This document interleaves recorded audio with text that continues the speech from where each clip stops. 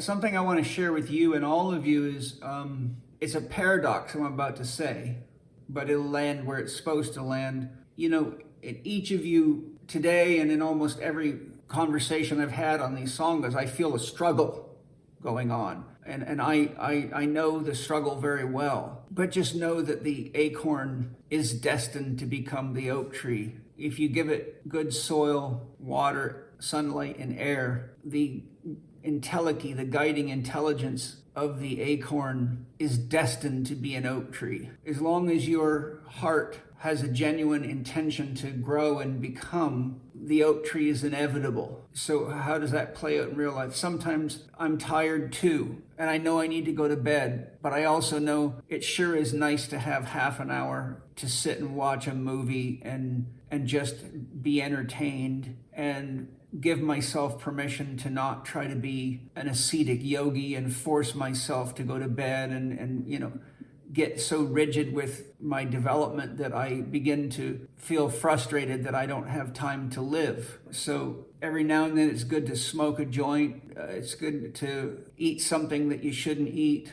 It's good to stay up late at night and have kinky sex. Whatever it is that gives you an opportunity to live, you know, I just would encourage all of you to be very conscious that there's a fine line on the tightrope of spiritual development between falling off the side of overcommitment and self-judgment and falling off the other side of undercommitment and making excuses. What I'm telling you is if you spend enough time letting your soul guide you, not your head, you might fall off a tightrope, but you'll grab it and climb up. You won't end up in the canyon below. It might be hard in your life right now, for example, to start doing a bunch of social media posts, but it wouldn't be as hard as if you were walking to the basketball court or something with your kids. You said, hey, I'm going out to have some fun with my kids. I wish I had time to meditate, but right now I've got something more important to do because these kids are the future. I bet you love your kids as much as I do. So if it's a choice between meditation and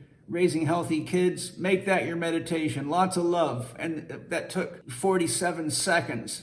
And it touched the souls of more people than you can count. You know, that's what I mean by you don't fall off one side of the tightrope of trying to be this or that or perfect or, you know, get to bed all the time. And, you know, remember Buddha tried extreme yoga for 7 years and it's only when he gave up on it and realized it didn't work that he became enlightened. Life is hard enough.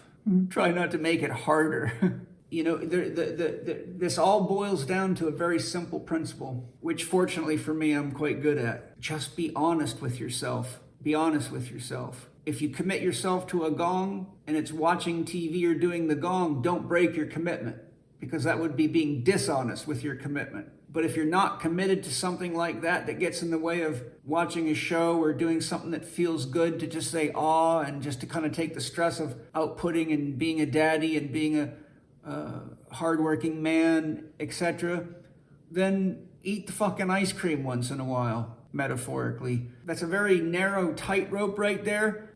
I don't know, what does it say on my back? Can you read it? You know why I put that on my shirt? To fucking remind me every day. And if it's not on my body, it's sitting in my shelf. And every time I see it, I go, not too much, not too little. That's the way of the Tao. As Lao Tzu said, the Tao is deeper than deep, blacker than black. It is older than God. That's a meditation for everybody. It is older than God. The Tao was there before any ideas about what God is or isn't ever emerged. God is an idea that people fight over and worship, and at the expense of realizing that even that came from the Tao. And the way you get to the Tao is not too much sex, not too little, not too much drugs, not too little, not too much work, not too little, not too much rest, not too little. There's your tightrope, right? And I'm just saying, don't forget to live.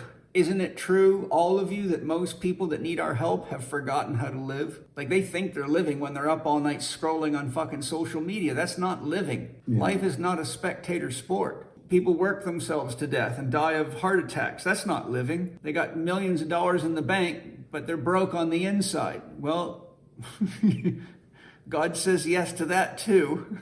Be careful.